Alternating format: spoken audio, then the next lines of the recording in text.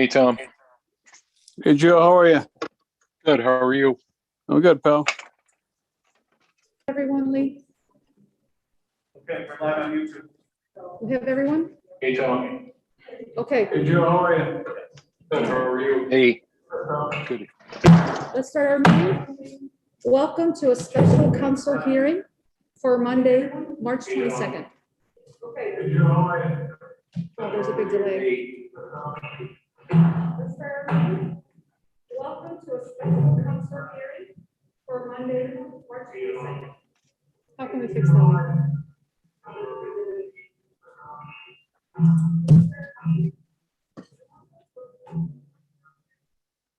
Hi, this is Councilwoman Friedman. It became difficult to hear what's going on in City Hall. Before I could hear you clearly, and all of a sudden you sound quiet. We had an echo that. Yeah, it sounds So- like there was feedback in the room. Oh, Can you guys hear me okay? yeah, now I can hear you. All right. Yes, Madam So President. let's start over. Welcome to a special council hearing meeting for March 22nd. Let's please stand for the Pledge of Allegiance. I pledge allegiance. Allegiance to the flag of the United States of America and to the republic for which it stands, One nation, one nation, under God, indivisible, with liberty and justice for all. and justice. Roll call, please. Councilman Scaringi, Present. Councilwoman Riley, Present. Councilwoman Friedman, Present. Councilman Burns, Present. Councilman Strawn, Present. Councilman Scanlon, Present. President Rossetti. Present. That's all 7 here. Okay, great. So this is a special public hearing to consider comments regarding resolution to adopt the final draft plan for the Binghamton Police Reform and Reinvention collaboration. So remember that this is an opportunity for the public to comment on the committee's plan. So I ask you, please just stay on topic. You have 5 minutes to speak, callers, and please be respectful. Grace, if you could please share that number, that'd be great. Yes, the number to call is 772-7100. Again, it is 772-7100.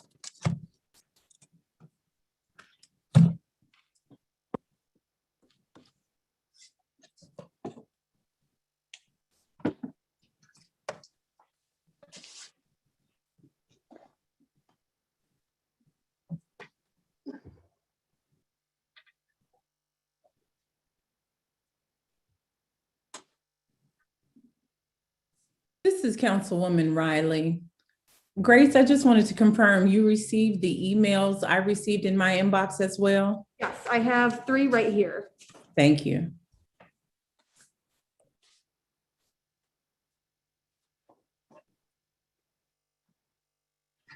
Did you want to go ahead? Yeah, I can read those right now. Okay, we'll start off with one from Beverly Rainforth. I appreciate the opportunity to read and comment on Binghamton's police reform plan. A concern I heard about the process was that the committee membership did not represent Binghamton's diversity. I saw that there were representations by people of color, and I hope City Council will check to make sure that A, these representatives' views are adequately represented in the report, and B, critics have opportunity to explain why they believe these representatives were not adequate represented. Why don't you grab the phone call? 'Cause you can always read those emails later. Okay. Hi, you're calling for public comments? Okay, please state your full name and address for the record.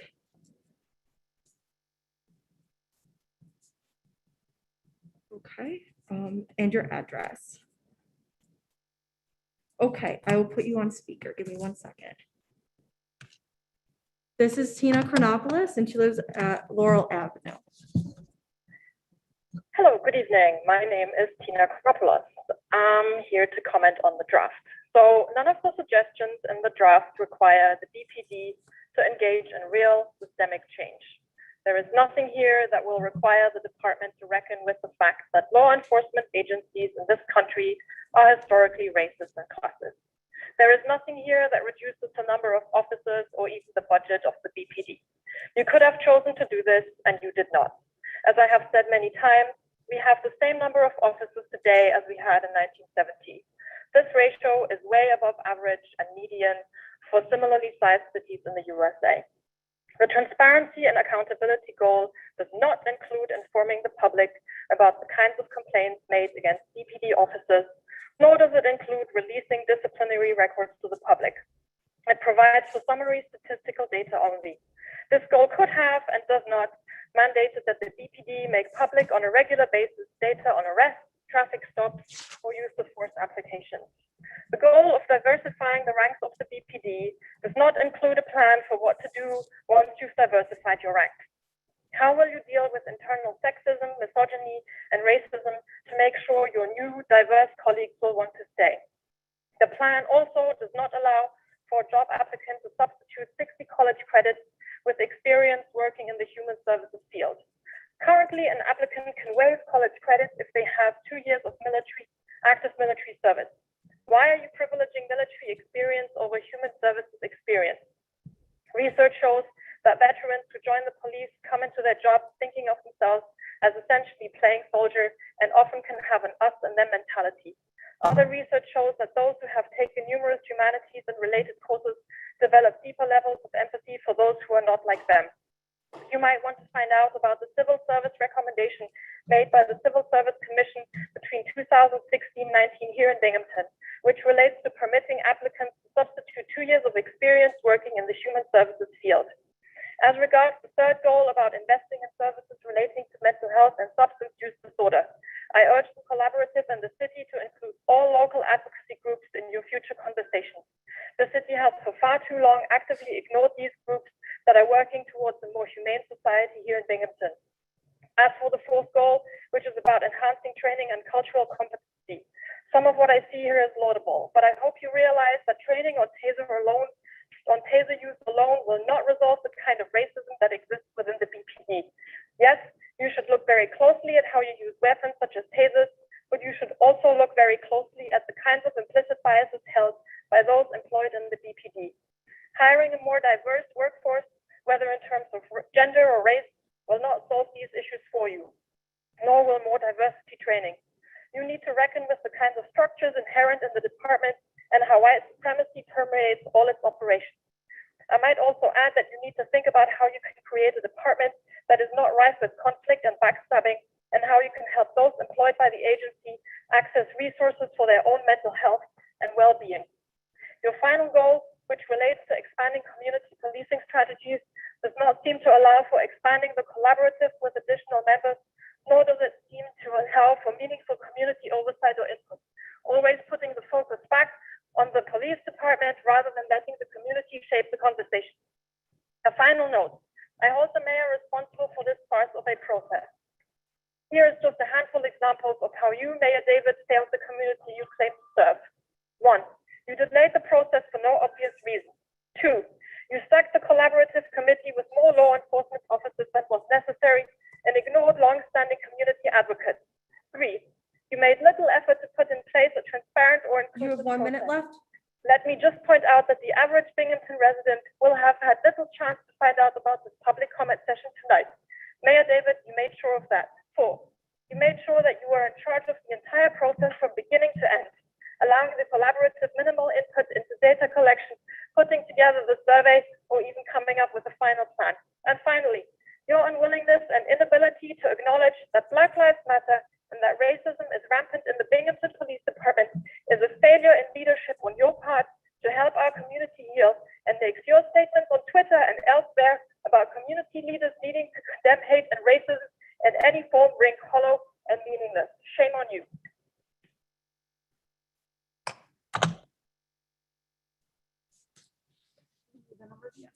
Again, the number to call is 772-7100, 772-7100. Hi, you're calling for public comments? Okay, please state your full name and address.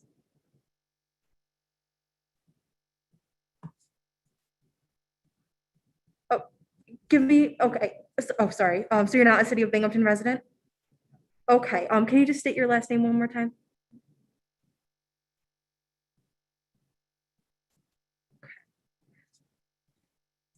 Okay, let me put you on speaker really quick. This is Nicole Sturgeon Johnson, and she is not a City of Binghamton resident. Madam President, could we suspend the rules for this speaker, please? Second. Okay, go ahead. Okay, you may begin. Good evening, everyone. My name is Nicole Sturgeon Johnson, and I'm the president of the current Broome Tioga NAACP. It has been an honor to represent the Broome Tioga NAACP as part of the BPDB Reform and Reinventive Collaborative. I've met other leaders across our community in the work and have listened attentively to the concerns and experiences of citizens of the city of Binghamton.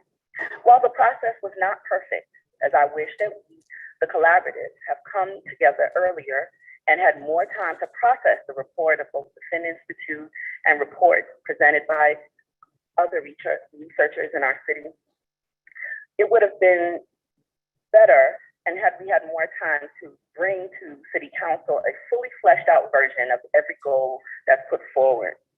I am encouraged, however, that the members of the collaborative have planned to continue to meet past the April 1st deadline.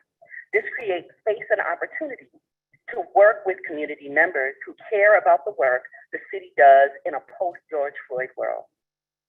Since the collaborative met, we have continued to receive feedback from community members that are concerned with what they have experienced in the city as it relates to interaction with Binghamton Police. There has been inputs on all sides of the issue, and the dialogue has been extensive for members of the collaborative to consider. As a president and representative for the Broome Tioga NAACP, it is important to inform our membership, allied organizations, and the greater community of what has been happening since the collaborative has been meeting. There are major points the national NAACP has been encouraging and advocating for that the collaborative has considered and plans to advance. We want to continue to encourage the collaborative to strongly consider and advance the following. We support the establishment of an independent body comprised of both leadership in the community and members of BPD. There is significant community support for this, and it has been reiterated during the public comments during this collaborative. Goal number 1 details efforts to improve transparency and accountability for BPD. The NAACP believes this can be done by making information such as the department's annual report, non-tactical policies, use of force policy, use of force collection data, and making changes to the citizen complaint process available on the department's website. However, if we want true transparency, accountability, and improved relations across the community, the NAACP requests that such information be shared in a community forum, one such as a community advisory committee or board. The use of force continuum for any police department in the country must ensure that there are at least six levels of steps with clear rules on escalation. Within BPD, the Finn Institute report highlighted disparities as it relates to the use of tasers being significantly different by race. African Americans are tased more frequently compared to other demographics.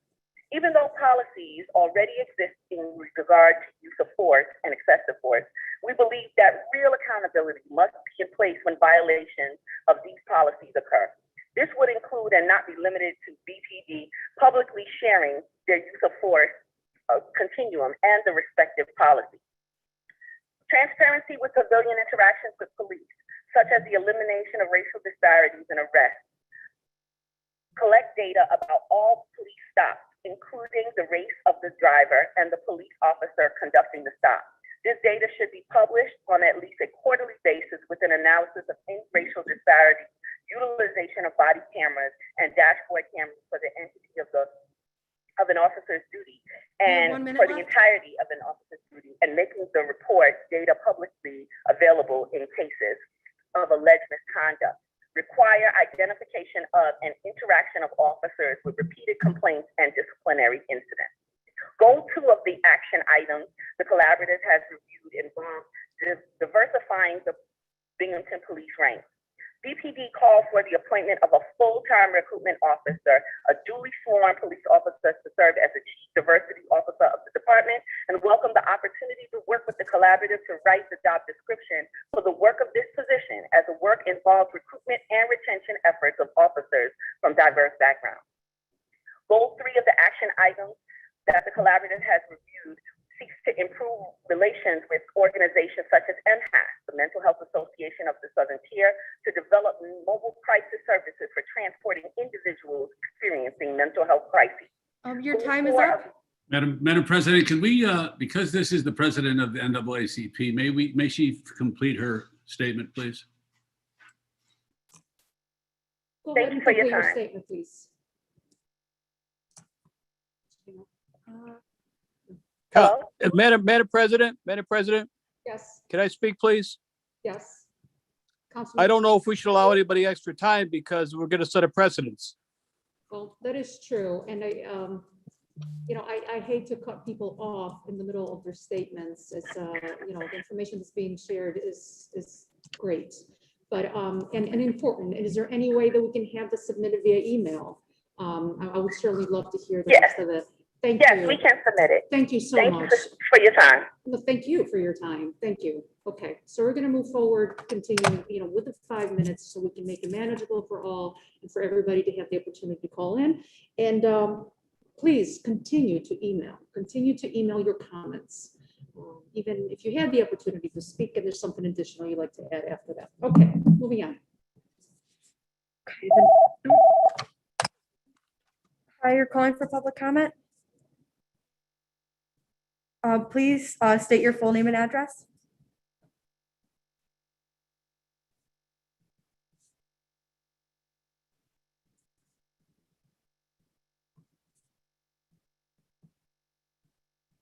Okay. Can you just repeat your last name one more time? Okay. All right, give me 1 second. I'll put you on speaker. Okay, this is Nicole and she lives on Bigelow. You may Oh, begin. are you ready? Are you ready? Yes. All right. I have lived in Binghamton, New York all my life, born and raised here. And I lived in the north side of Binghamton. I lived part of my life as a child on Shenango Street, right in the building next to the Master Cleaners. And my grandfather had a restaurant. And then I moved to the first ward of Binghamton, lived the rest of my life here until I, reached adulthood, bought a home and everything. I just would love to say that I'm concerned with the community and I would love to see some kind of change regarding police reform. I think if there's funding that is going toward just them, but not into the community, I don't want to see that. I want to see funding in my community. I want to go to Rec Park, and I want to see a beautiful basketball court for young children. Because when I sit there with my grandson, the most enjoyment I get is watching them play basketball. I love watching the kids run around and interact with each other. These prejudices, they don't start off when we're children. We hear what adults are saying, and we hear their hateful words. And these children, they love their parents, and they hear those words. And we need to stop doing that. We need to come together as a community. I plan to live here the rest of my life. And I want to be able to trust, and I want to be able to see a change, a real change. My interactions, whenever I got pulled over, were always good. I've never had any problems. But I sometimes feel that just because of my skin color, is that why I didn't get, that's why I had not such a hard time with interactions, whether they wrote me a ticket or let me go, because of whatever. But I just think there needs to be more interaction and more accountability held on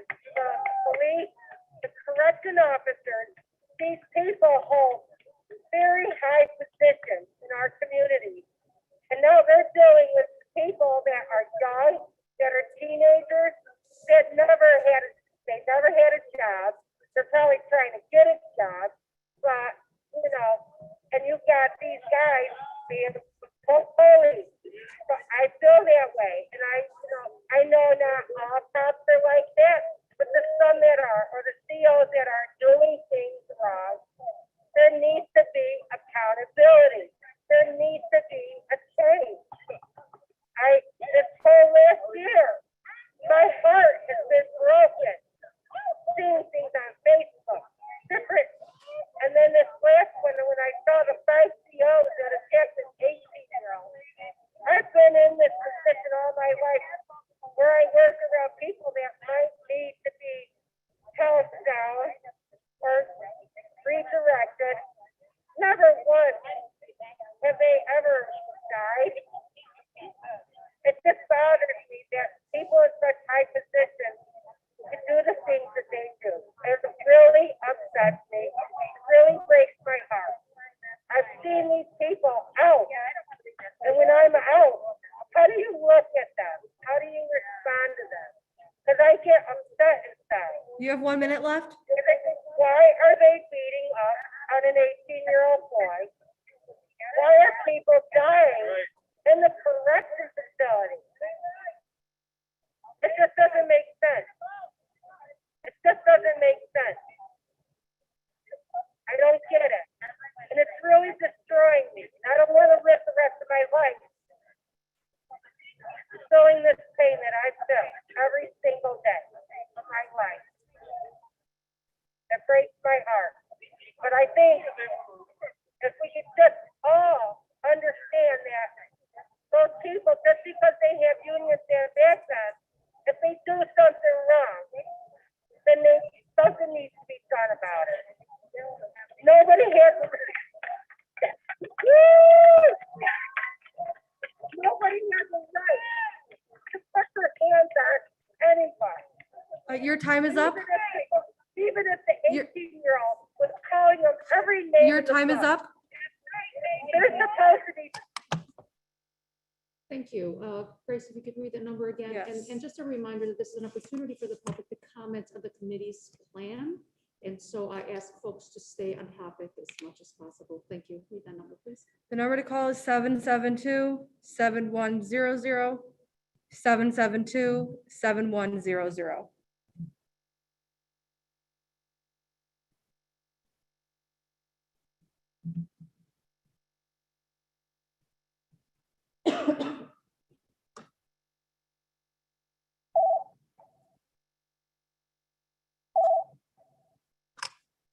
Hi, you're calling for public comment?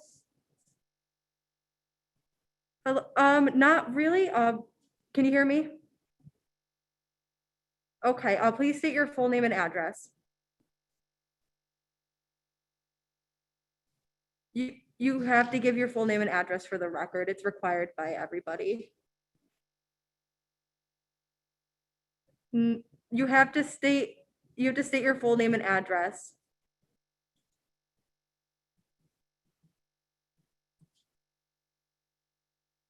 Give me 1 second, I'll put you on speaker. This person is Art Vandalay on 3 Birch Street. You may begin. So I want to talk about your picks for the Binghamton Police Reform Board. I think it's a lousy choices that you've made. Several of the people on that board are police officers or are aligned with police. You have Tanya Thompson, who doesn't care anything about what we have to say at school board meetings. It goes in one ear and out the other. You got, so John Solek, go to bed. It's bedtime. I'm talking. You have Brian Whalen, who's clearly racist. He was calling Kanye West the N-word a few years ago. So you got some lousy picks for the police reform board. And the reason that we can't be aligning ourselves or bridging the gap between the community and police is because we don't want anything to do. The police, CEOs, anybody aligned with police. We see a perfect example of what happened a few days ago last week at Broome County Jail. Young 18-year-old kid was beat by 5 who don't have any fun in their lives. They're a cult, they're a clan, and they enjoy beating young black kids in jail. We had a protest at the Columbus Day Parade, nothing changed. 2 days later, another assault was committed. And at the end of the day, we don't see any change from trying to bridge the gap between police and people. We need to separate ourselves from the police. And I know you're not listening. You don't care what I have to say. But at the end of the day, I see people out here every day who have each other's backs, better without the police. Rich David and Tom Scanlon are bullying people, bullying city council members. We don't need them bullying Aviva. We don't need them bullying Angela. We don't need them bullying any people out here who are doing actual work and not sitting in their cars 50 feet away. Okay, so trying to act this tough, is for trying to act like this they're gonna have particular anything to do public with this comment thing. is for the So, yeah. purpose of commenting the committee's plan. Can we please Madam President, can I say something, please? go ahead, Councilman? This is Councilman Tom Skillen. Just for the record, that was the guy was making a joke about a TV character from a popular TV show with his name, and I think he thought he was cute. Thank you. Okay, I wasn't even sure. I'm not sure what he's talking about. I would like to keep this, as I said, this is meant to be, to give folks in our community the opportunity to comment on the committee's plan. So if we could please move forward with that, I would appreciate it. Go ahead, if you could read the number again. Thank you. Okay, the number to call is 772-7100, 772-7100.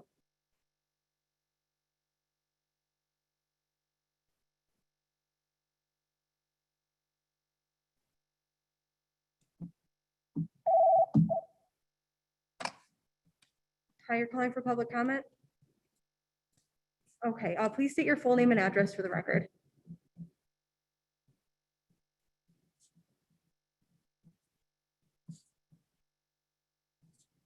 Okay, so let me put you on speaker. This is Dara Silverstein, and she lives on Kendall Ave. Hi. So I'd like to address a couple of things that have been said about the report and what should be done and how we should move forward. First of all, I was a former commissioner on the Civil Service Commission, and I was one of the commissioners. I think we had a majority vote on a change that was made in terms of civil service requirements for becoming police officers. For a while, the Binghamton Police Department had a requirement, had a civil service qualification that substituted military service, years of military service for college credits in terms of being eligible to take the exam. But the change that was voted into civil service law that was referred to earlier, it also included service to social service agencies, and that could also be served, that could also substitute for college credit. It was passed.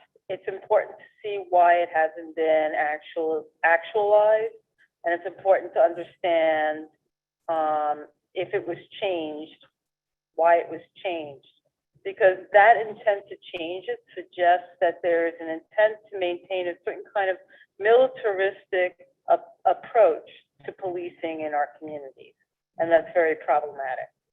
Criminalizing all actions that occur in the community is not an appropriate way that we, quote, police ourselves for safety reasons. We should be looking to addressing community needs in a way that the report absolutely ignores. We don't need more policing. We need more community-based responses to community-based needs. Policing does not do that. So I would strongly encourage you all to consider the ways that our limited resources could be spent in more productive ways. Thank you. Thank you. Okay, the number again is 772-7100. Hi, you're calling for public comment? Hi, please state your full name and address.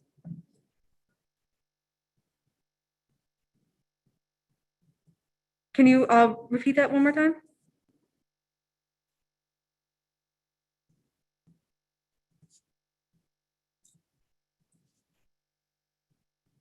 1 second.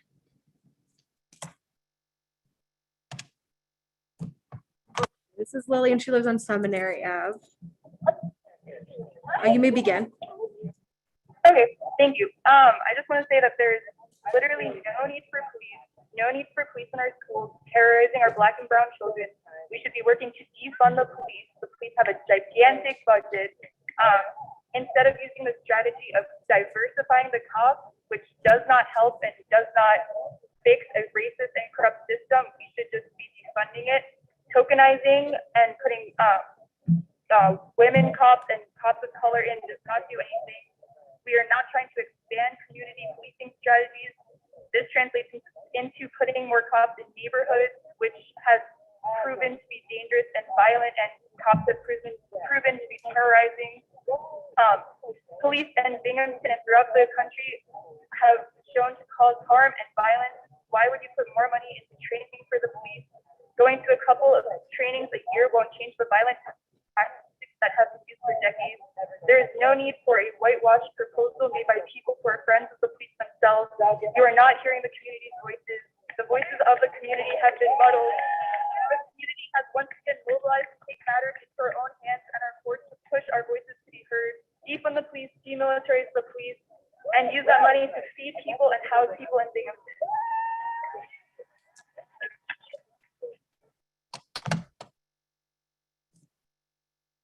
Okay, the number is 772-7100, 772-7100.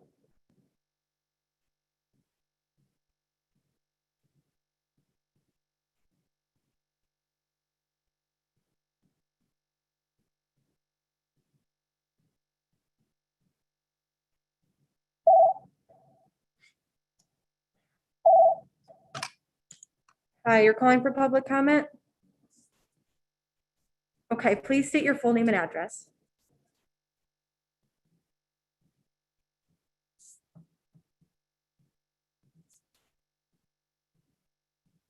Okay, give me 1 second. Okay, this is Jennifer Saranic, and she lives on 8 Stone Street. You may begin. Yes, so I'm here to talk about the people that were chosen to be on the committee. I think it perpetuates the institutional racism, having Chief Zukoski, a known racist, who has racial discrimination lawsuits against him, sexism lawsuits against him, and I don't see how someone with such a long history going back to 1996 should be on a committee helping the community and helping solve racism when he in fact perpetuates it himself. That's right. So I question a committee that has someone who has so many racism lawsuits against him, who has discriminated against police of color, people of color in the community, in his office, and I have an issue with that. I don't believe that any good can come from a committee where the people making decisions are perpetuating racism themselves.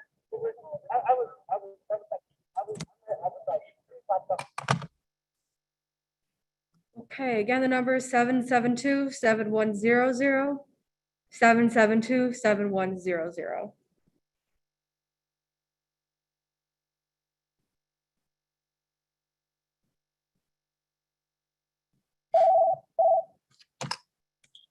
Hi, you're calling for public comment? Okay, please state your full name and address.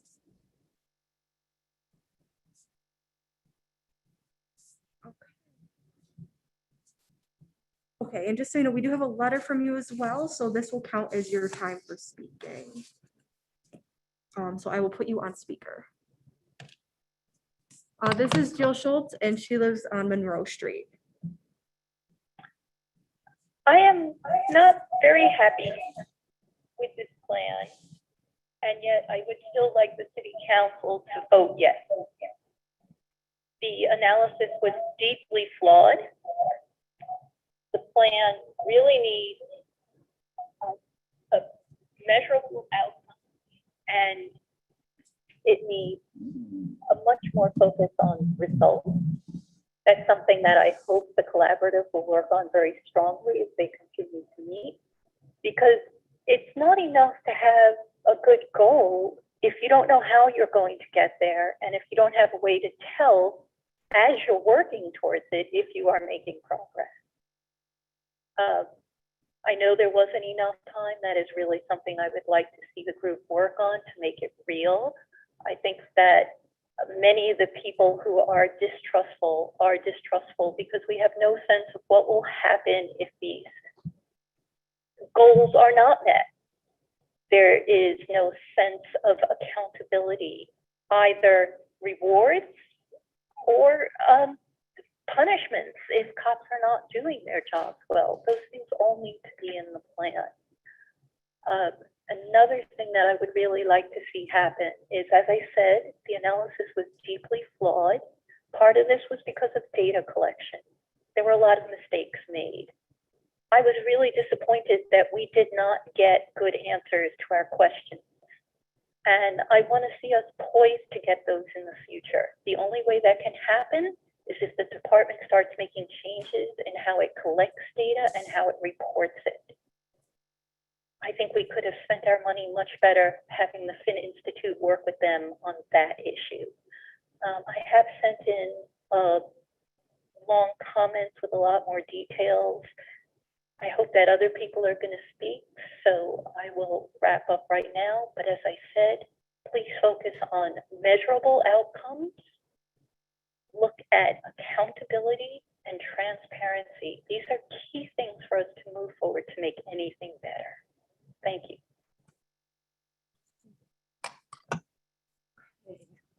The number is 772-7100. Hi, you're calling for public comment? Okay, please state your full name and address.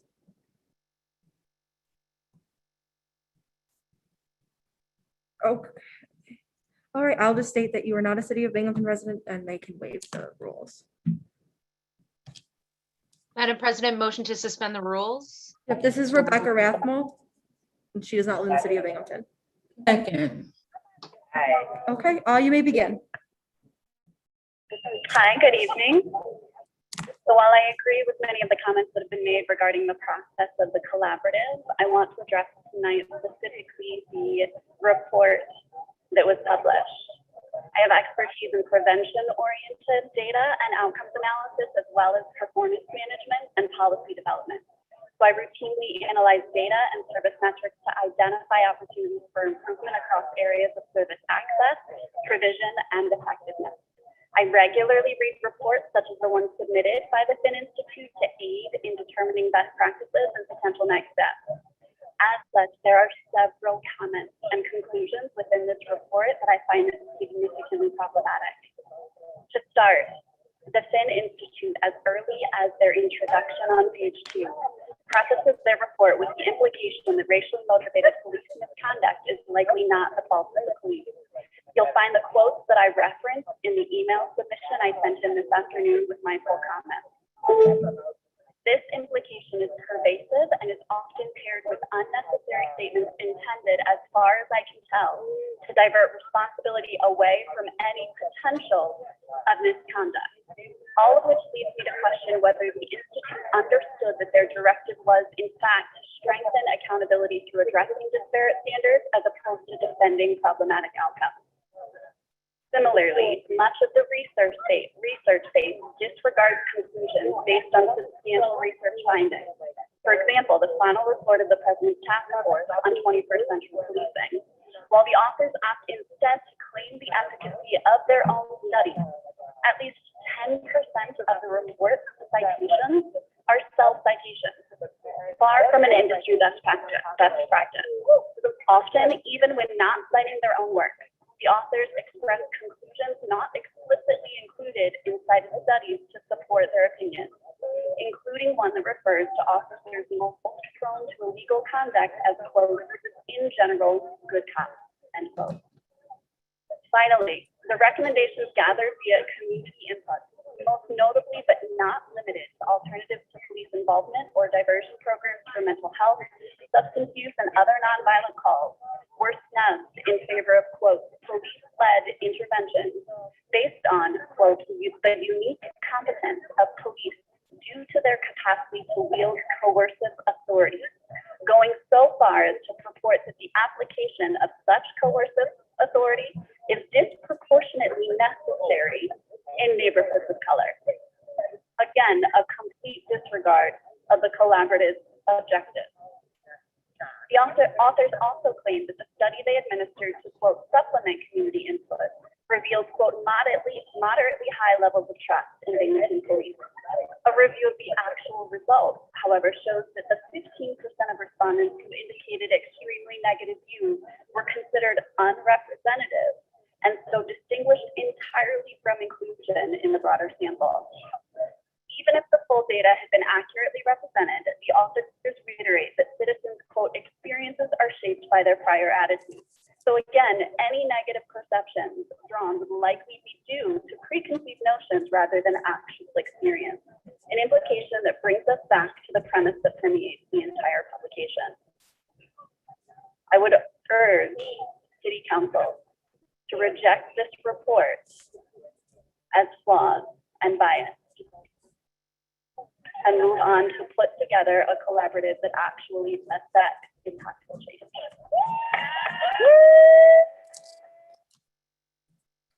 Okay. Again, the number to call is 772-7100, 772-7100.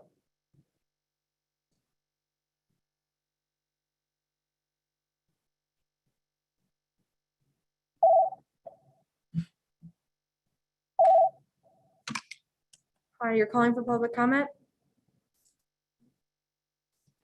Line was empty. I'm sorry. The line was empty, just was ringing, dial tone on there. Again. Hi, you're calling for public comment? Okay, please state your full name and address for the record.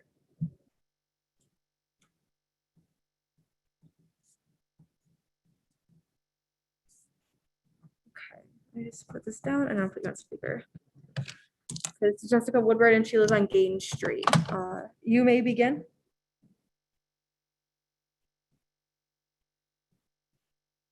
Hello?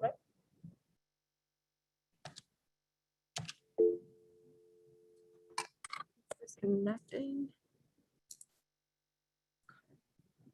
The number is 772-7100, 772-7100.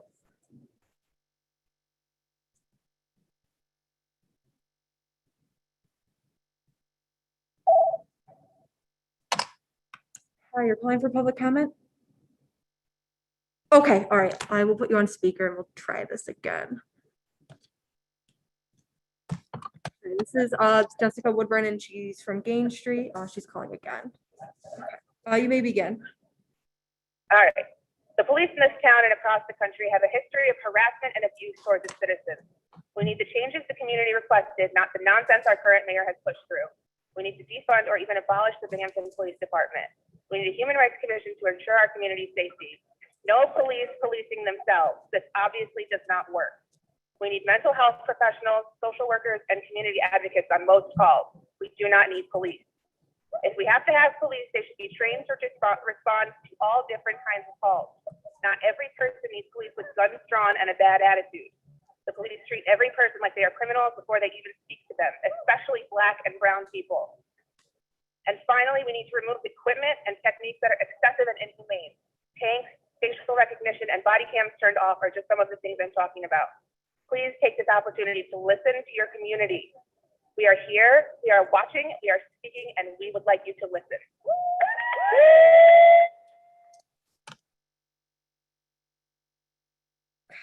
The number again is 772-7100, 772-7100.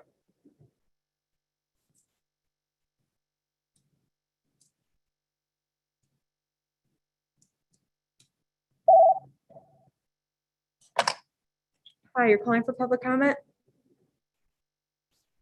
Hello? The line was empty again. The number is 772.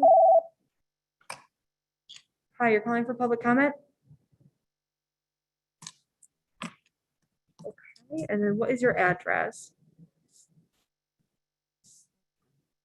Sorry, can you say that again?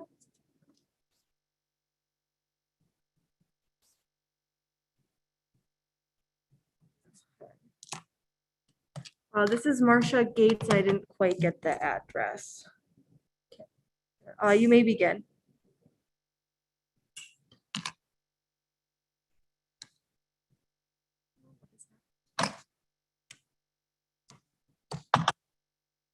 The line went blank again. The number is 772-7100. 772-7100.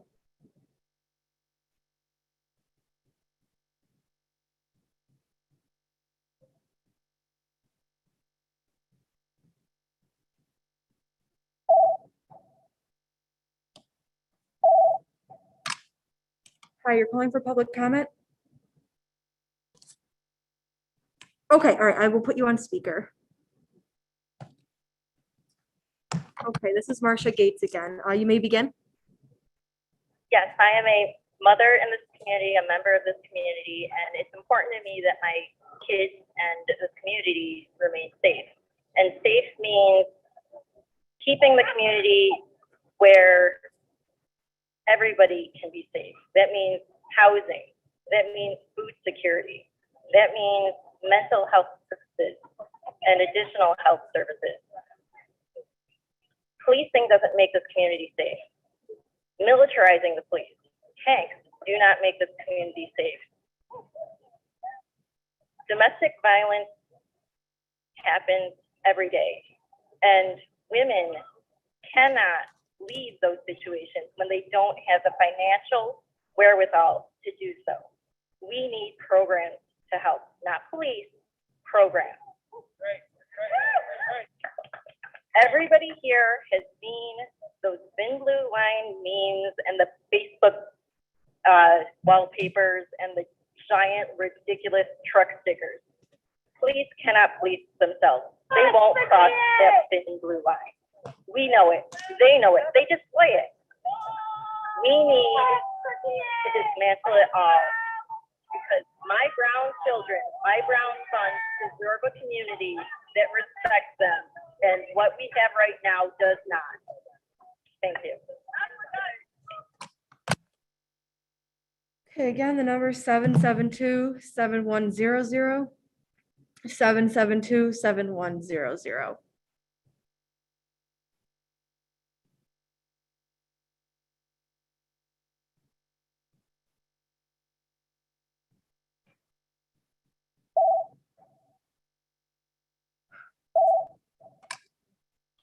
Hi, you're calling for public comment? Okay, please state your full name and address for the record.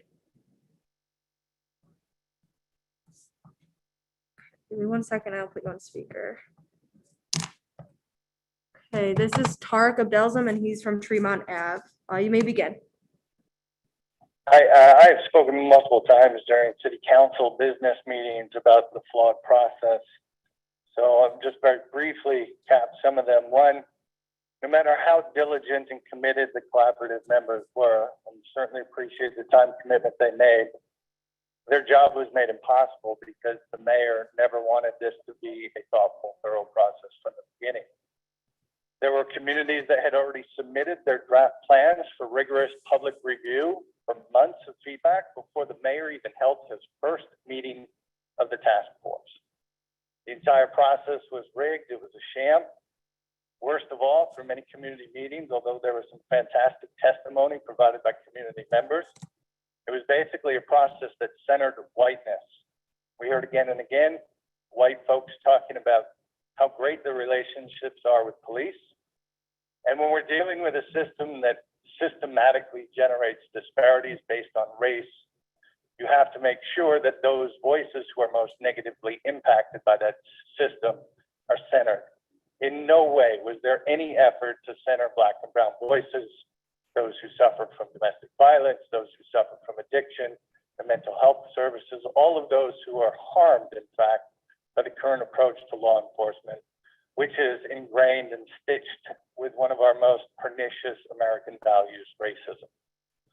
What I would encourage, though, is since it's clear there will not be a diversion of resources away from law enforcement towards programs that would actually reimagine community safety and better serve our constituents, the council needs to be very careful that this plan could serve as a Trojan horse through which the mayor and his acolytes can actually advocate for more resources for the police department. So I think that there could be a very simple measure that the city council should consider, and that in implementing any of the recommendations, that the funds in order to carry out that reform must be pulled from the police budget as it stands in the 2020 budget. Not a penny more. Any effort to implement reforms, again, must be funded by existing funds in the police department. Then we'll see how genuine the mayor, the administration, and supporters are in actually meeting some of the more important and critical demands that community has made repeatedly, but this mayor has done nothing but diminish, belittle, and demonize. This really is a sham, and I feel sorry for all those who have contributed their time to the collaborative because it was sabotaged from the beginning by our mayor. Thank you. Okay, the number is 772-7100, 772-7100.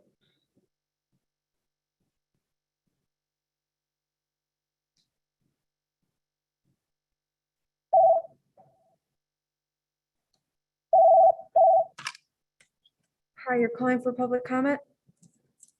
Okay, please state your full name and address. Okay. And your address? One second. Okay, this is Chris Perez and he lives on Prospect Avenue. You may begin. Yes, I just have a quick question. What is my time limit? Because I tend to be long-winded, so I want to make sure I hit the correct points. 5 minutes. 5 minutes. Okay, thank you. So, like I stated, my name is Christopher Perez. I was actually in a very unique situation, an opportunity to be able to sit on the collaborative. But today I'm calling in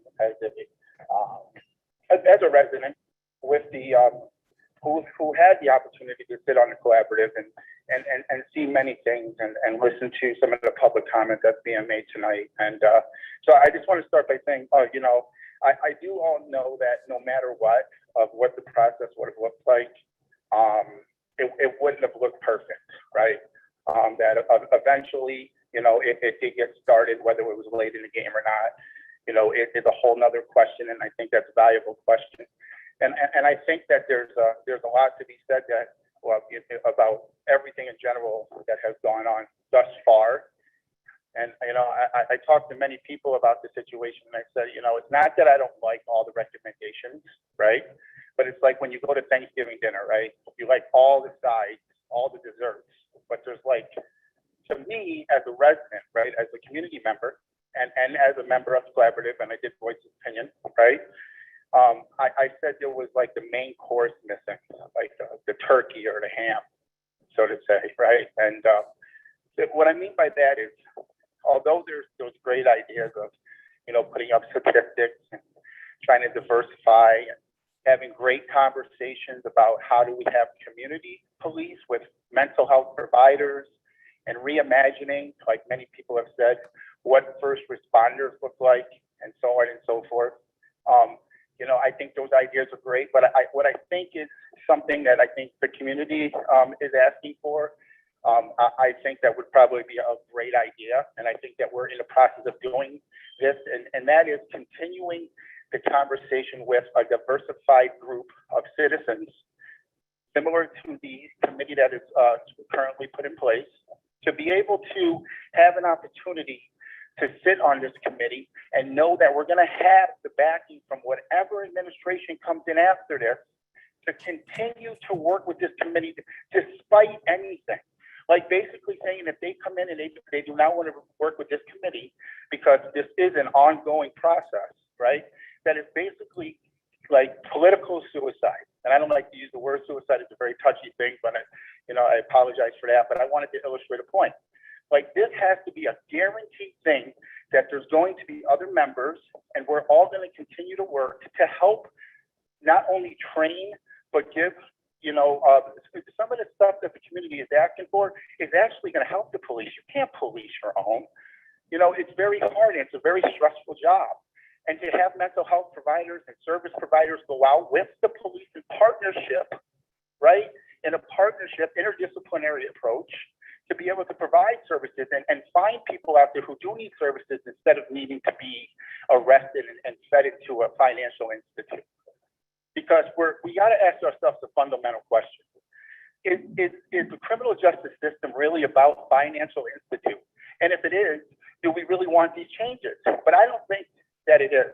And I think that this administration, this committee, and this council will vote on this as long as they know there's something in place that this is going to be sustainable and it's going to be accountable for, and everyone's going to have to listen to this committee moving forward. So we can make these changes a little bit at a time and work together.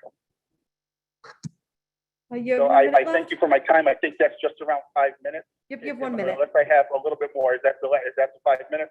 You have 40 seconds. 40 seconds. I want to thank everyone. I do want to thank everyone dearly because I came into this situation being candid, Chris, because I'm going to tell it how it is. I always said I'm a social worker. I'm just trying to see both sides of everything. So I think there's a lot to be done. And I want to thank everybody for the opportunity. And I hope that everyone makes the best decisions for our community as a whole and not for individual reasonings. Thank you. Okay, the number to call is 772-7100. Hi, you're calling for public comment? Okay, please state your full name and address.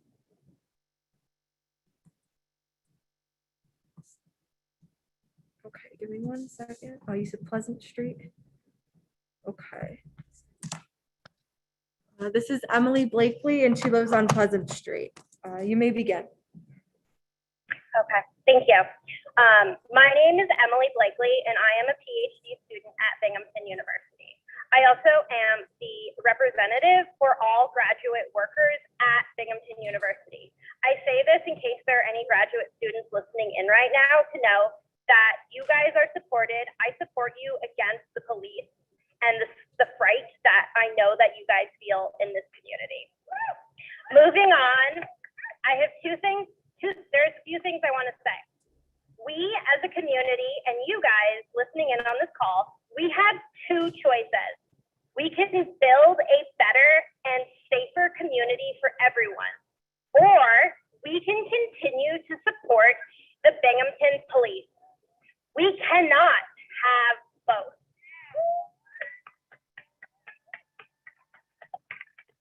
The Binghamton police are violent, but they are also ineffective. They have a tank. They have military weapons. 5 to 6 of them will show up to a single call. I know this because I have seen it happen. And then I see them drive away. They sit there in front of my window in their car drinking a coffee. This is where our tax dollars are going. And yet, in our community, young Black boys and girls are targets. And yet, our community members starve. We have people who are homeless. We do not have enough mental health providers in this county. Regardless of who says that we should be supporting them, we do not have enough mental health people in this community to handle the needs of this community, let alone mental health providers who are of color and who are willing to work with people of color. And yet, our police budget grows. And yet, when asked for change, you ignored the community while your constituents asked for your help. You discussed hiring more officers. You discussed continuing to fund military weapons. Thank God the community was able to step in and to help and to close and to feed their own, because those in charge sure are not helping them. You guys, you are not listening. This committee to change policing is not listening. You do not need better PR. When I read that, that was ridiculous. You do not need better PR. You need to do better. But better than that, more than that, you need to go away. And I have one last thing to say before I go away. I'm gonna ask that the police get the fuck out of our schools.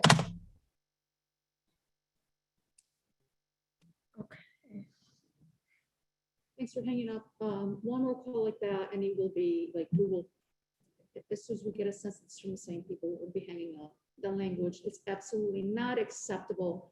It does not further the work in any way, shape, or form. I don't get it. How adults are calling in and using this language when they are trying to present a viewpoint and to make others listen. Kind of hard to listen when the language is happening. So let's continue with the folks that want to call in and be respectful and stay on topic. Okay, the number is 772-7100, 772-7100.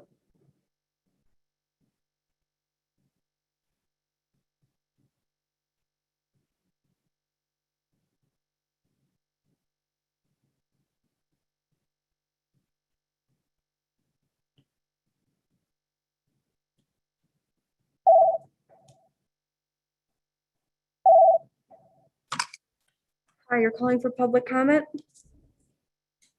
Okay, please state your full name and address.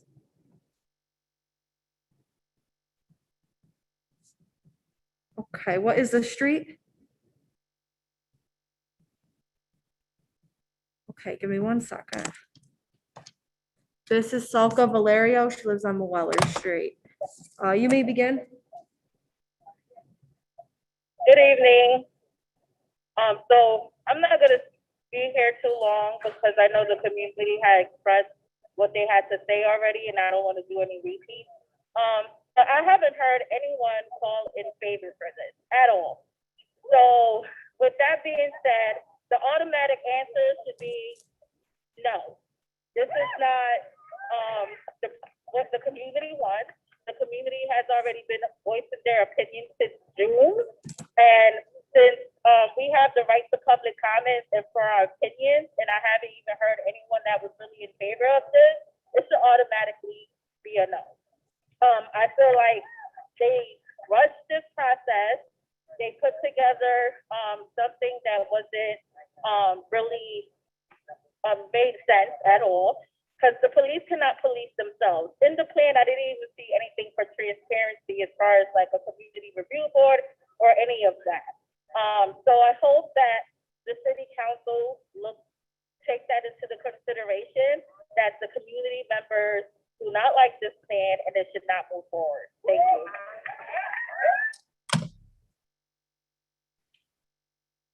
Okay, you. the number is 772-7100, 772-7100.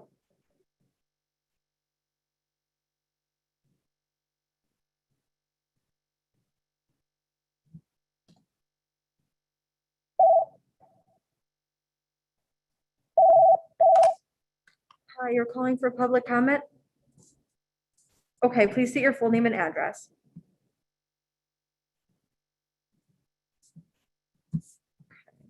One second. This is Megan Carey, and she lives on Seminary Ave. You may begin. Okay, today I'm going to be reading a statement on behalf of another community member of the Binghamton area. Hello, I'm requesting the opportunity to speak at the hearing tonight as an average neighborhood mother of color. I am Gail, a mother and a grandmother. I am currently in fear for my grandson's life at the hands of the Binghamton police who have threatened us. My grandson, who is 14 years old, has been accused of involvement at the scene of a recent shooting on Robinson Street. Binghamton police officers have threatened me and my grandson's mother, saying he needs to turn himself in now or things can get really bad because they don't know what could happen if some of these newbie police officers get a hold of him. It could really be bad.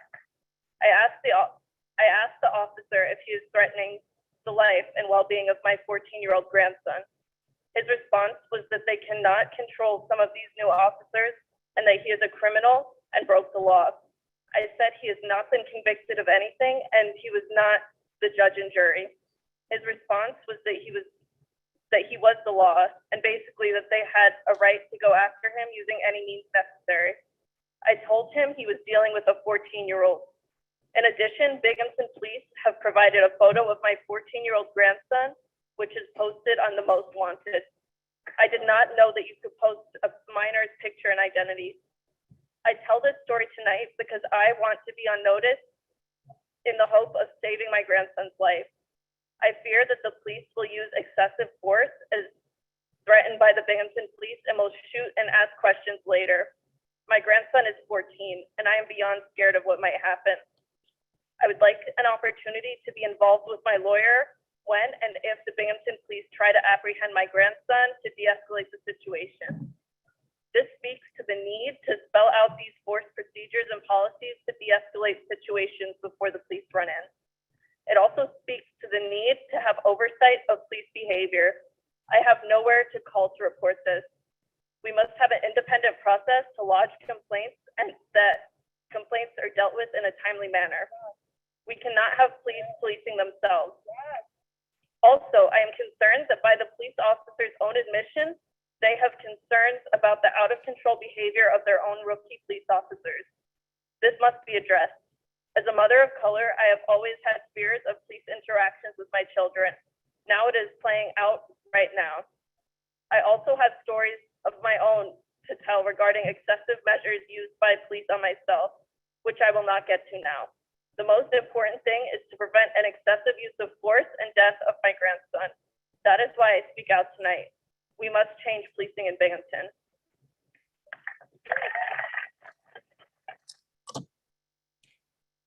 Okay, the number is 772-7100, 772-7100.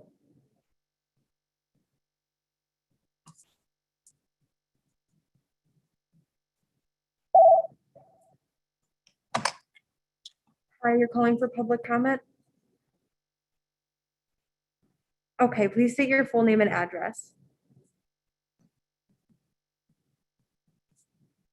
Okay. Give me 1 second. Okay, this is Autumn McDonald and she is not a I city. would like to add that I'm reading off a story from a resident on the north side of Binghamton though. Okay, she's So not. I have to say it's important. Okay, she's not a city of Binghamton resident? Yeah, she is. The person's story that I'm reading is from the north side of Binghamton. Okay, we'll ask a council member to. Motion to suspend the rules to allow this person to speak. Second. Okay, you may begin. Thank you. Hi, I am Jasmine, a single mom of 4 children. 2 of my children are special needs children. I am here today to say I no longer call the Binghamton Police when I need help because of how I have been treated. I would rather call a stranger on the street to help me. My story is such that as I have 2 special needs kids with mental health issues. My 8-year-old daughter has behavioral issues and PTSD and has run off several times, and I called the police to help bring her back because I could not leave my autistic 10-year-old to be alone with my other children. So I called the police to help because I was worried for the safety of my young daughter on the streets alone. Each time I called, I was met with extremely judgmental police and treated with negative attitudes. I am a low-income mom and Puerto Rican and live in a poor neighborhood, which I believe contributes to the way I have been judged and treated. I call the police for help, and what I get is negative comments and judgment. I was told I should call the police for help, and what I get is negative comments. I was told I should not be a mom. I apologize. That I was an unfit mother and that they would make a CPS report and I would lose my kids. One officer said, asked me, who told you to have all these kids? I would not have kids if I could not take care of them. Lady, you just need to deal with it. One asked why I lived in this neighborhood. Why did I not call family for help? I thought police were supposed to be there for help in protecting children. It is disheartening to me that because of the treatment from the Binghamton police, I will no longer call them for help, and that is a tough decision because it could lead to potential danger for my children. I think police need to be trained in regard to mental health issues and learn how to handle these special situations and not verbally abuse the families who need assistance. Police need to be trained to treat people fairly and not prejudice and not prejudge, people and treat them badly or differently because they are poor and not white or live in a low-income neighborhood. I grew up on the West Side, and I know that Binghamton police respond differently to people with money versus people who are struggling with poverty. They have a whole different attitude. What I would like to see in police reform, I would like to see mental health professionals rather than Binghamton police respond to situations with special needs children, for people with mental health issues and people in domestic violence situations. At the very least, police need to be trained in how to deal with people, how to assess the situation, not make judgments without facts, and have extensive mental health intervention training. You spend endless time training police how to shoot guns, but almost no time in how to de-escalate situations and treat people with mental health issues. These are more situations that police encounter day to day, and their training should reflect that. Finally, there is no one to complain to when police misbehave. Police need to be accountable for their behavior.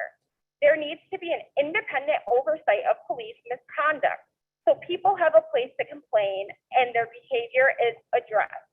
If police do not see their role as helping people, then they should be in another line of work. Thank you.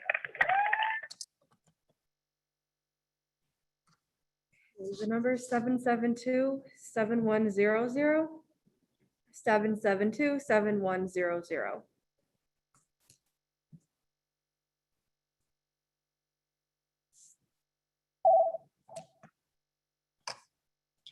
Hi, you're calling for public comment?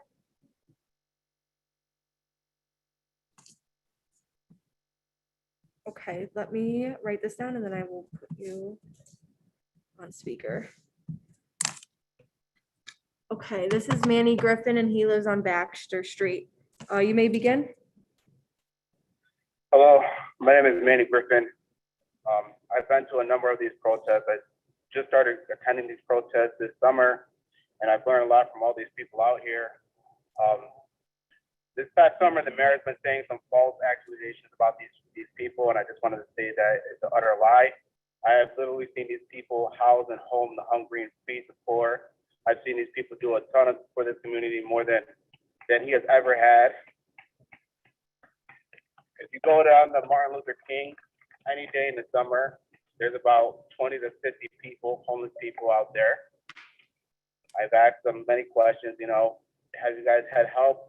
And what every single one of them has said is that these people out here help them. So I just wanted to say that. Earlier, a gentleman called in and he said to be patient. He said, be patient, he said. My people have been murdered for over 400 years. You want to tell us to be patient? Our patience is over. There is no more patience. We want change now.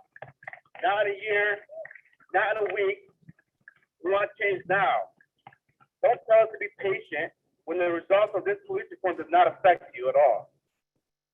The results of this police reform directly affects me and my children and all the Black people in this community. I am not here for me. I have already lived through a life of racism and discrimination. I have operated in a world that was designed for me to fail. I've already dealt with this. I already know how to live with it.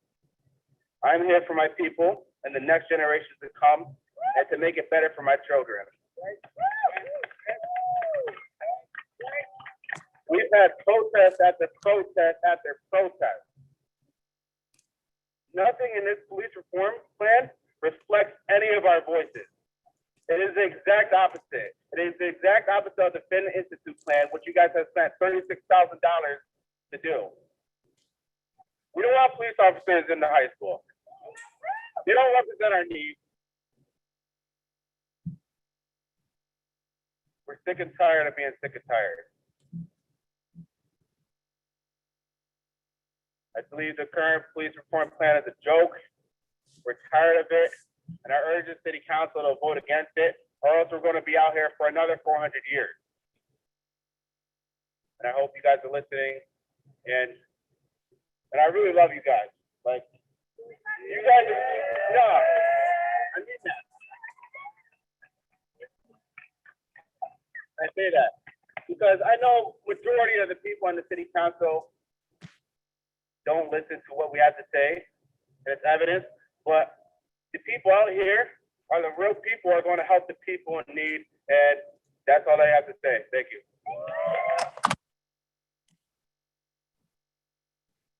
Okay, the number is 772-7100, 772-7100.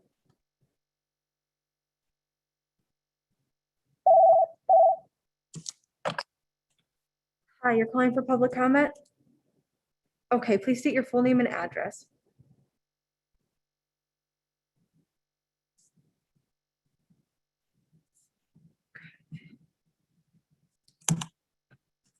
This is Terry Weathers, and she lives on Rexford Street. Okay, so I'm pretty sure you guys are sick of hearing my voice by now. I know I am sick and tired of calling. We met all summer and did the work for you. All you had to do was listen to what the community is saying. I am standing outside of the city office building, watching my tax dollars just lounging around and watching us like we're doing something. Let me tell you, the police do nothing in this town. My purse has sat next to a tree for the last 2 hours. Who keeps us safe? I'll tell you, we keep us safe. It is not the Binghamton Police Department. I have called them for help before. I have told you about this. They don't help. They take our money. They are taking food from my children's mouths. They are taking food from my neighbors' children's mouths. They are taking health care from people who need it. They are taking school funding from people who need it. We told you what to do with the money. What did you do? Did you listen? Do you not work for us? Do we not pay for you? It is so frustrating. I almost didn't call today because I am feeling so angry that it is difficult to control my language. I am a lady. And I know that some of those ladies have trouble with real words. This is a fucking sham.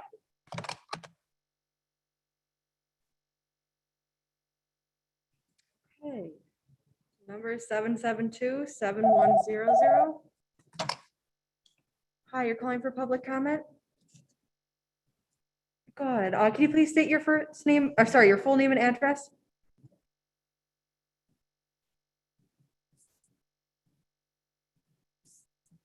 Okay, let me put you on speaker really quick. I'd like to ask a quick question.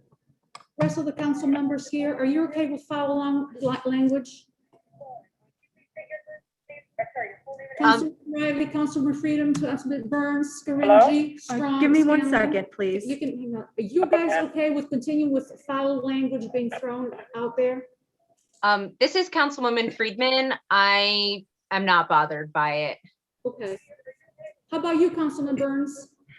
You think it's okay that it's they're calling our police officers at the schools, tell them to F off and so forth? Go ahead. Just trying to gauge where you're all at. You know where I'm at. No, I Go don't ahead. think it's okay. I think it's against the rules, and there could be children listening, and this should be an adult conversation. Thank you. Councilman Strong. Sorry, I had to unmute.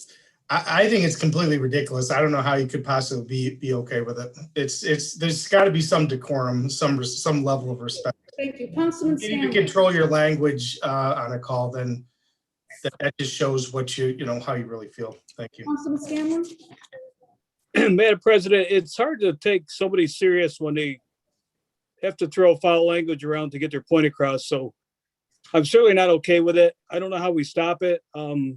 Okay. But I'm certainly not okay with it. No, thank you. I appreciate that. Councilwoman Riley? Yes, this is Councilwoman Riley. I think what needs to be done is we need to set the tone. I get the frustration of the callers. We do understand decorum, but again, setting the tone without being condescending is important. And that will change. You're right. That will encourage how the calls come in. Yeah, none of us here tonight have been condescending. We're accepting of all calls and we're thrilled to have them. And we always begin by saying, please be respectful. Thank you for that. I'm not sure if you, again, are okay with that foul language or not. We didn't really say. Councilman Scaringi, I'm curious. Thank you. Thank you, Madam President. Yeah, there's obviously better language that can be used to articulate a point. Okay, because I do know some younger kids listening. There's a time and a place, I think. So anyway, let's move on. Next phone call, please. Okay. And next time there's any. She's the reason someone online right now. Okay. Okay, you may begin. Yes. Hello? Yes, can you hear us? Hello? Yes, my name is,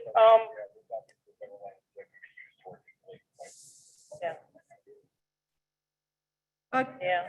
You can begin.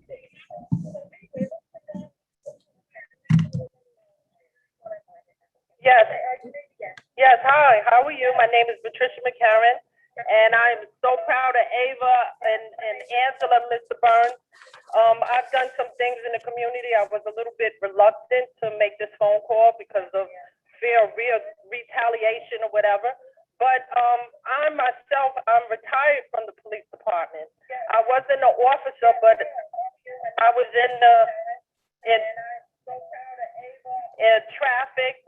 And I just wanted to say that I've been discouraged and dismayed since I lived here from 15 years ago from Jamaica, Queens, New York, that some of the officers from the Binghamton Police Department do need diversity training, and a lot of them I've run into have nasty dispositions. Some of them are really nice gentlemen, but I think that diversity training needs to be at hand. That again, like everyone's reiterating, that when they have calls for mental health, that a social worker should accompany them. I have a lot of stories, but I don't care to share them now. But I was really discouraged and dismayed that someone that wanted to be a police officer should run into such nasty, rude officers.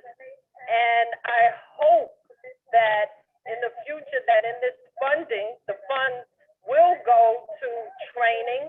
And also I think that the whole of the police department annually, every year should have psychological evaluations to deal with attitude, temperament in dealing with people, especially people of color and people of different ethnic backgrounds.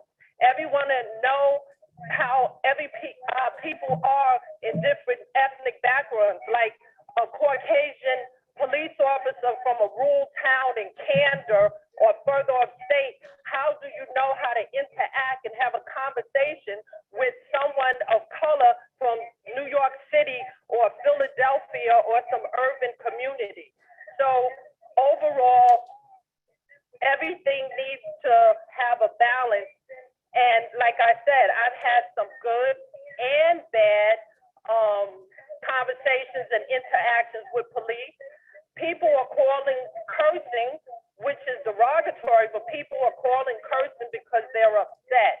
I don't condone it, but people are upset and really can't articulate the anger experience, like the mother with the 14-year-old child. I bleed for her right now, and I hope everything work out. But like I said, from someone who worked with the police department at one time, I've never seen some of the attitudes that I've seen here, and I'm from New York City. And I wish everything could get better. Everyone work together. People put their attitudes on guard, and everybody have a blessed day. Okay, again, the number is 772-7100, 772. Hi, you're calling for public comment? Hello? Hi, can you please state your full name and address?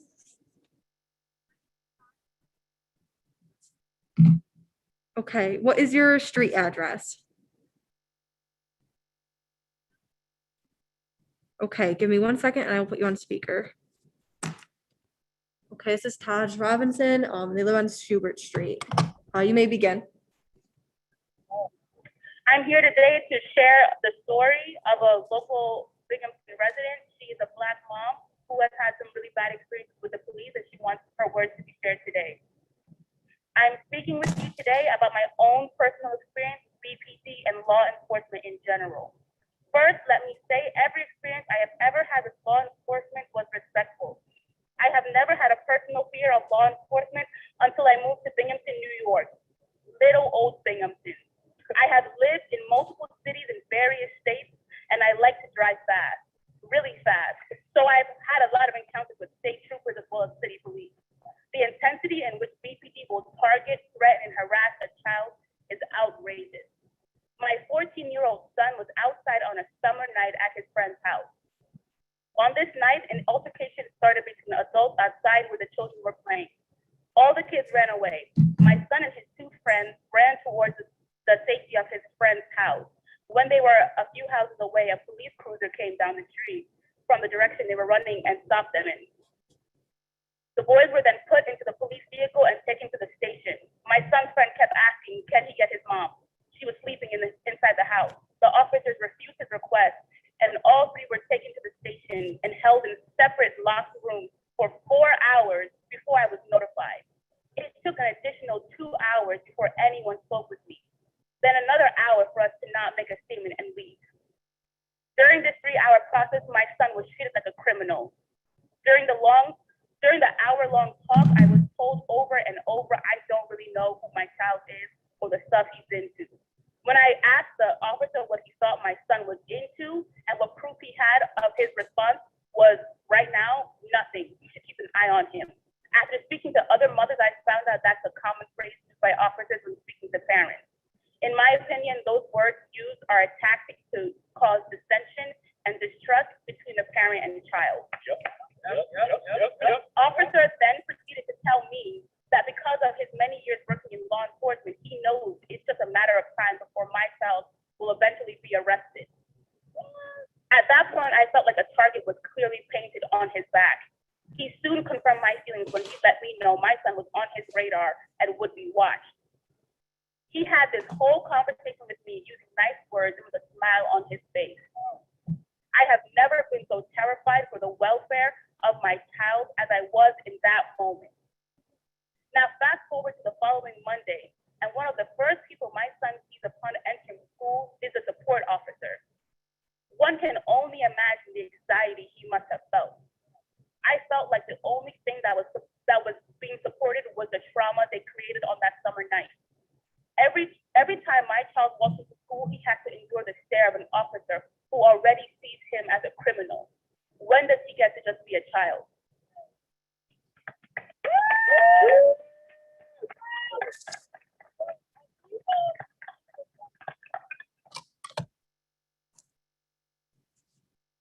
Okay, the number is 772-7100, 772-7100.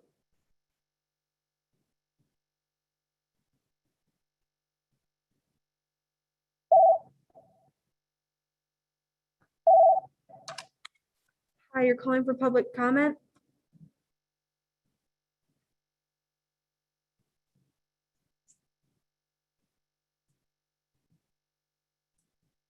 Okay, can you just repeat that one more time? I apologize.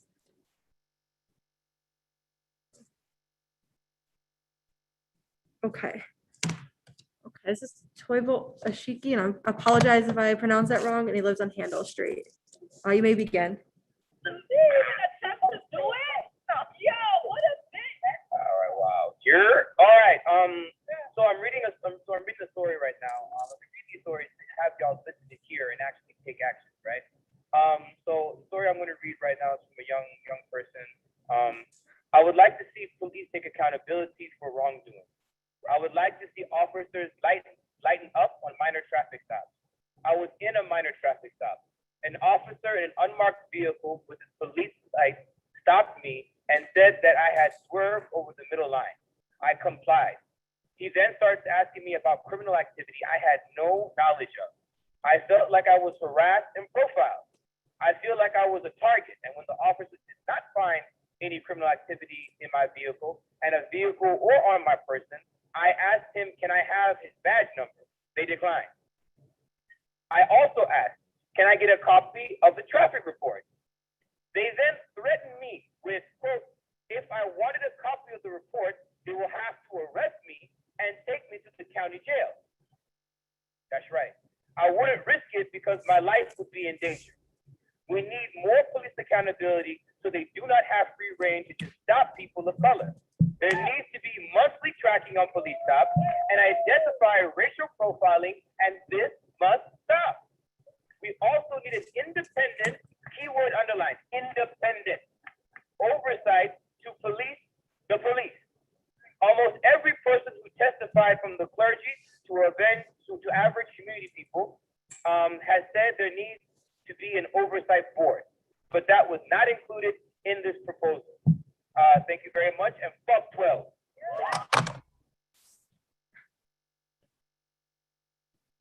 Okay, the number is 772-7100.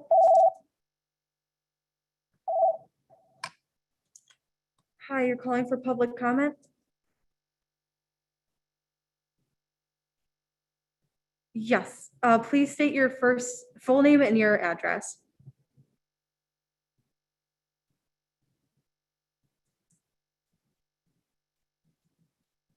Okay. Oh. What, Park Street, okay. Okay, let me put you on speaker. Okay. This is John Fitzsimmons, and he lives on Park Street. You may begin. Hey, well, this point, yeah, I'm in transit, but I looked over the quote unquote reinvention collaborative plan, and thank you for your time. First of all, I don't know how much good these things do. Good. I'm hoping that some things get through, and that some constructive exchange does end up happening.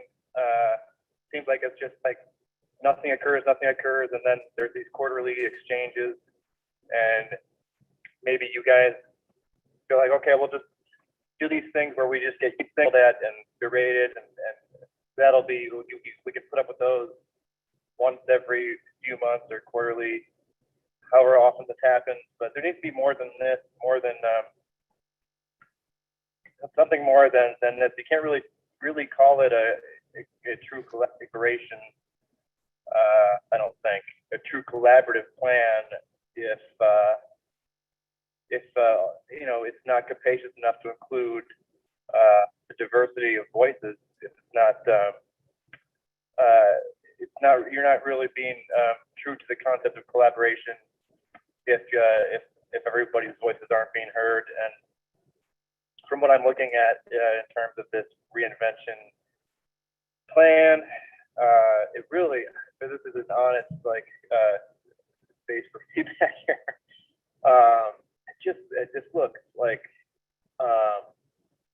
real floppy and like just unimaginative, and almost looks like a report, like a group project report where nobody initially kind of everybody forgot to get together, and then like the last minute, like the night before, everything kind of got thrown together into this like slapdash last minute thing, where I don't underestimate your competency necessarily as a group, although I mean maybe I do, but I don't want to just like be out and out disparaging towards just task force, task membership, whatever. I keep forgetting what the terminology is, but I think more collaboration, a deeper collaboration can be established hopefully over time, and that hopefully you are hearing some of what's coming through. I didn't really prepare any exact statements, but like I did look at this elementary school report that you guys put together, that bullet points that is really, might as well just rolled up a bunch of sheets of paper and just slapped collectively anybody that showed any criticism towards you in the face, collective face. And I just hope that a more constructive approach can unfold, emerge over time. You have to at least include voices that are critical of what you're doing or critical of policing in order to call it a true collaboration. And thanks for your time.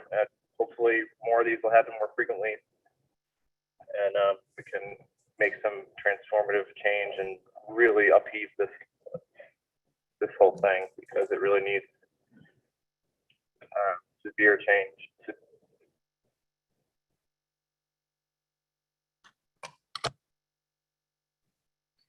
Okay, the number is 772-7100.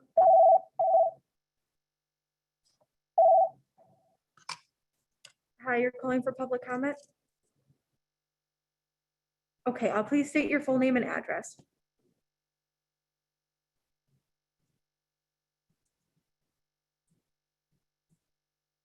Okay. This is Alex Genuous, and she lives on Chapin. You may begin. Hi, so I'll be reading a story on behalf of another community member. Hi, I'm O, and I have had my own experience with racial profiling at the hands of the police. Back a few summers ago, I was grocery shopping when I noticed a large police presence at a cemetery nearby. After shopping, I joined a crowd of onlookers to get a closer look at what was going on, and was told by an officer that I needed to leave since it was an active crime scene. However, as I walked away, the officers called me back and immediately asked for my ID and began to question me. Even though I told them that I was simply shopping in the grocery store nearby and had nothing to do with the crime, they were skeptical of me and asked if I had anything on me. I even had a receipt as proof that I had only been grocery shopping across the street. I later discovered, after they let me leave, that the image of a skinny black man with dreads was being circulated as a possible suspect in the incident, which involved an officer who had been stabbed in the cemetery. However, at that time, I was overweight and did not match the description at all, except for me being black. The officers that stopped me simply saw a black man and matched me to their image of what the suspect looked like. Some of my friends even told me that they too had been stopped in the days following this incident and suspected of being involved for simply being black. I saw no one pick up this story of police racially profiling individuals like me in Binghamton. I wanted to see these officers being held accountable for their actions, and I still want to see it today. There needs to be more accountability for officers who racially target and profile innocent individuals, as well as a purging of the system to rid the police force of those who support or participate in these actions. Thank you for listening.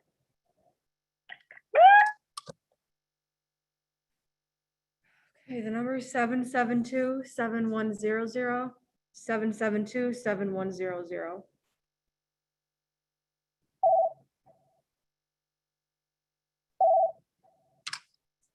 Hi, you're calling for public comment. Please state your full name and address.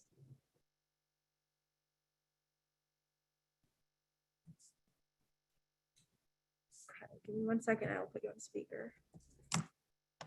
This is Katie Bowers, and she lives on Mill Street. You may begin. Hi, I was watching earlier when y'all were having the discussion about swearing and appropriate tone, and had to depart because I had to put my kid to bed, but I'm back, and it was so frustrating to watch because I understand the discussion, and also the only reason that y'all are getting sworn at is because the community is angry. They feel left out of this process, and people worked so hard over this year to just provide solutions and provide a voice to what the community really wanted. And it's so frustrating to watch my city council miss the point. And like, you know, I don't want y'all to get sworn at all, especially the three of you that have really been watching this whole time. But I am a white woman who has lived on the south side of Binghamton my entire life. And I have very much always been taught the police are there to help you and keep you safe. And watching this process unfold, I have no faith at all that the police department will listen to me, will listen to my neighbors of color. Like, people are standing outside, like, begging for something to change and for the police to listen and for the mayor to listen. And it's wild to me that people are trying this hard to make it fair. And a lot of the decision makers in the Binghamton government are just saying, no, we don't care. And it's very frustrating to have lived here my whole life and have been a part of this community and have this be where we are. So yeah, I appreciate the council members here listening, and I really hope more folks can get on board because the community is making it really, really easy to hear what we have to say. Yes, and also the police should not have a tank. I don't want my 2-year-old living in a place where the police have a tank. Thank you. That's it. Okay, the number is 772. Hi, you're calling for public comment? Okay, please state your full name and address. Okay, can you say that one more time? It kind of broke up a little bit.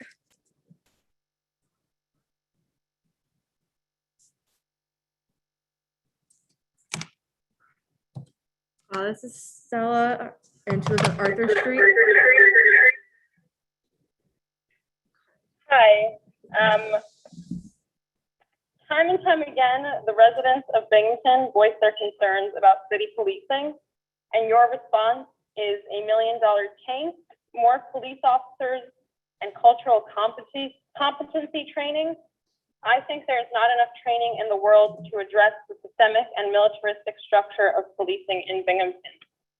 The fact is, your citizens, we don't want police.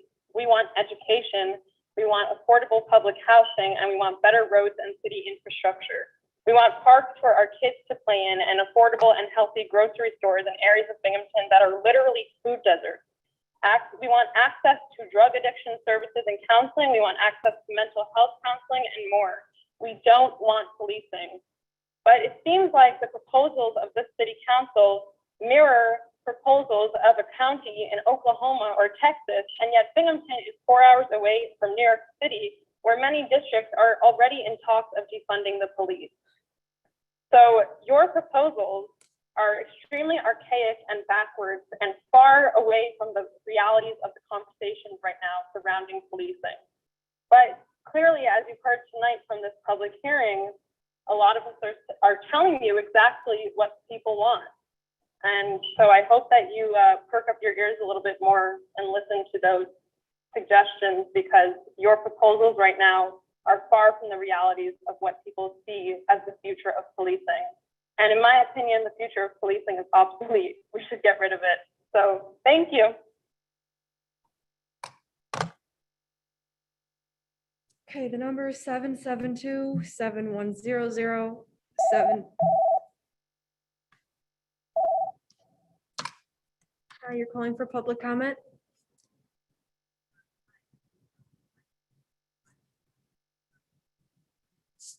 Okay. Give me 1 second.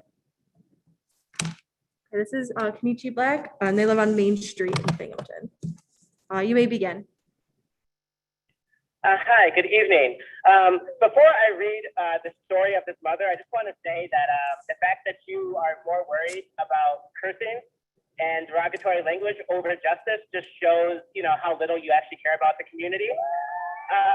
There's a teenager who literally just got beat by 5 grown-ass men, and y'all worried about how he talks. Okay, on to her story. Hi, I'm Dee. I have my own experience with over-policing and racial profiling that has stayed with me for years.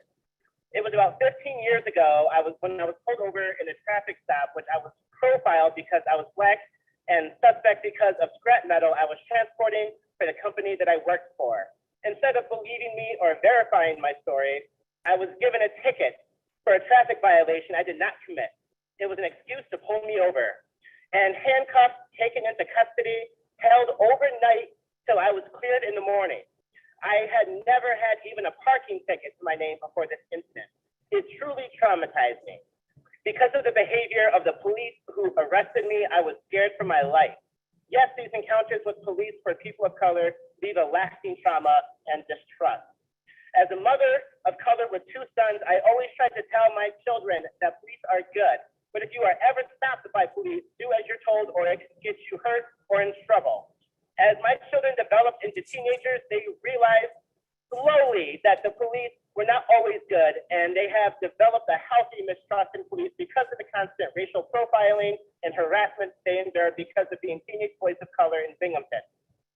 My one son, who has never been in trouble, had a terrible encounter with Binghamton police when visiting with friends who were all teenagers of color. While at their friend's house, there was a party going on. The neighbor next door, an older white guy, was very drunk and started giving the kids a hard time. He became belligerent and the kids went inside their apartment. Next thing they knew, this drunk neighbor started to knock on the door and broke into the apartment and began threatening and attacking the kids. One of those kids hit the man to stop his attack. Meanwhile, another neighbor had called the police. The police arrived, refused to hear or take information from the teenagers of color, but only took the white drunk man's story and arrested the 3 young men of color. My son ended up in Broome County Jail and was eventually exonerated from all of the charges when the truth came out. The Binghamton police assumed it was the young Black man's fault and only took the words of a drunken white guy. Again, what appears to be racial profiling. Of course, the white guy is telling the truth. They made little attempt to get the story from all parties. We believe because they were Black and young, the officers assumed they were in the wrong. So my son, who has never been in trouble, had to spend over a week in Broome County Jail. And now, even though he was exonerated and his record was supposed to be sealed, the trust has delayed his ability to join the military because the military has access to this arrest record. Since this incident, he feels that he is being profiled. Numerous times, he has been harassed and stopped by BPD when he is just going home or going to a friend's house or to the store. He says it happens all of the time by BPD to young men of color. He wants to get out of Binghamton because of the treatment by BPD. This harassment of young men of color is constant, must be stopped. What I think is needed for police reform, there needs to be more accountability and training. I think there needs to be a special counseling and training team to work all of the time with BPD officers. They need to evaluate officers' attitudes, behaviors, and mental soundness on a regular basis. They also need to assess biases and underlying racism, intended or unattended. Officers need to have ongoing sensitivity training, and they need training on how to deal with mental health issues, how to de-escalate situations. They need training for harm reduction techniques. They need training on how to assess the situation in a person's state of being. They you have to 1 learn minute how to left. talk a person down. Reduction in the use of force, eliminating chokeholds, and we need to shoot a wound as a last resort, not a shoot to kill. This ongoing training is needed. Currently, it seems they undergo military training on how to shoot, and they learn very little on how to be a helping person rather than an authority. In addition to holding the police accountable, there must be an independent authority to oversee police behavior so residents can file complaints of misconduct or negative behavior that will be investigated. And in my own words, that was the end of her story. You reduce crime by reducing poverty. Divest from police, invest in education, living wages, housing, and everything that lifts people out of poverty. Mayor David, BPD can go fuck themselves. Okay, so the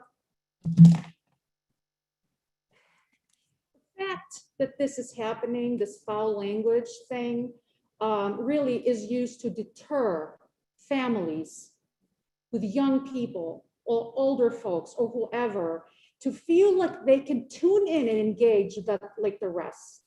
And so the goal here really is to allow for a space that just makes our citizens comfortable to tune in with their children, with whoever they want, to participate in this process that we have.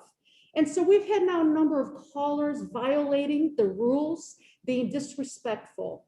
Any other public comments can be sent directed to bpdcollaborative@cityofbinghamton.com, and we will forward those comments to council. I ask for a motion to adjourn the meeting.